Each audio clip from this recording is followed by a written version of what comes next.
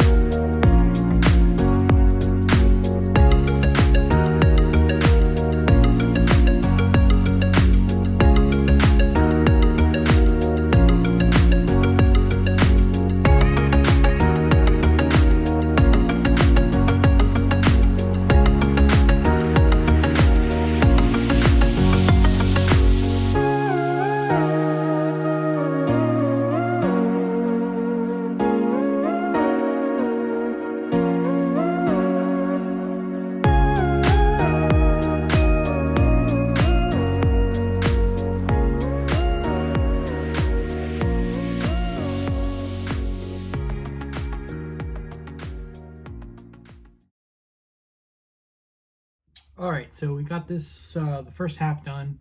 I'm going to just leave it here so I can just show the comparison. So we started with this, of course, all white. Pretty traditional, boring Vans. And then we got this guy, which is, your UNC vibe. It came out pretty good. There's some parts that I couldn't clean up, but all in all, I think compared to the white, I think it looks a lot cooler. But that's all I got. Thanks for joining me, and see you next time. The pandemic hasn't been all about learning. Some have taken the opportunity to enjoy the outdoors. Luke and Reid have the story. My name is Luke Trainer, and I'm here at Miller Park on hole 18. I got the opportunity today to interview some college students who picked up a new hobby during the pandemic. My name is Dawson Kovac, freshman here at Millersville. I did disc golfing a couple times when I was younger, but I really got into it this fall with all these other guys here. My strength is probably my brute power and my velocity that I get on the disc when it's flying in the air. And honestly, my touch is also very, very good. My putting, all around, I'm just a great player. Well, in hole 14, I actually spiked it pretty hard into the grass, and it actually didn't give me like a good skip. But I felt it out of the fingertips. It was a bad shot. I knew it right away. But then I made a quick adjustment on hole 15 and got right back on it on the high horse for par. I feel it's very important to be able to get outside. Not cooped up. It's nice to get outside and get a good walk, jog, whatever you want to do, and kind of get moving and that. I'm Yanni Kovac. I'm a senior at Millersville.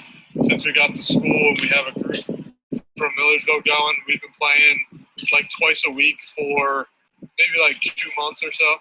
But it's easy to stay 6 feet apart at all times because one person's on the tee box and then everyone else is kind of spread out. I mean, you play in a big park, so you're able to, we see some people play with masks and, you're able to spread out easily, and it's kind of a safe assurance to stay safe out here and still be able to play. My favorite part about disc golf is being out with the guys. Even if I have a bad day, it's still fun just to be out with the guys and just fool around and hang out. So I would never come out here by myself, and because I don't find that much joy in the sport, but it's more just hanging out with the people here and just having a good time. So as you can see here, there are plenty of ways to stay active, stay healthy, and still get out and exercise during the pandemic. Now our final story involves a young lady who survived an attacker who tried to break into her home. Devan and Matt, take it away. Hi, I'm Alexis Staniak, and this is my story of how I stopped someone from breaking into my house and was named Ewing Citizen of the Year. So it was right after my freshman year of high school. I was 15 years old, sitting at my kitchen table eating lunch, and I heard a really loud knock on the door. And back then I was younger, so I wasn't allowed to answer the door if I was home alone. So I didn't, and I just let it go. And then about 45 minutes later, I heard the same really loud knock. I was a little freaked out, so I called both my parents. They were both at work, and they told me to calm down, that it was probably the lawn guy. And I was like, I don't remember having a lawn guy, but it was okay. I was still a little scared. And I look over to my left, and out the window, I see the guy who had knocked on my door walking around on my deck. And I was really scared. So I took the home phone because that was the closest to me. My cell phone was in the other room, and I didn't want to walk and get it in case he would see me. And so I grabbed that phone and ran into the basement. And all of a sudden, I heard a really loud bang. And I called the police.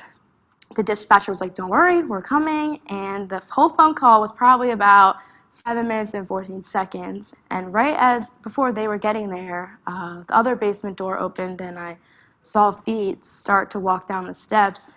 And then they stopped, and it turns out this was the robber.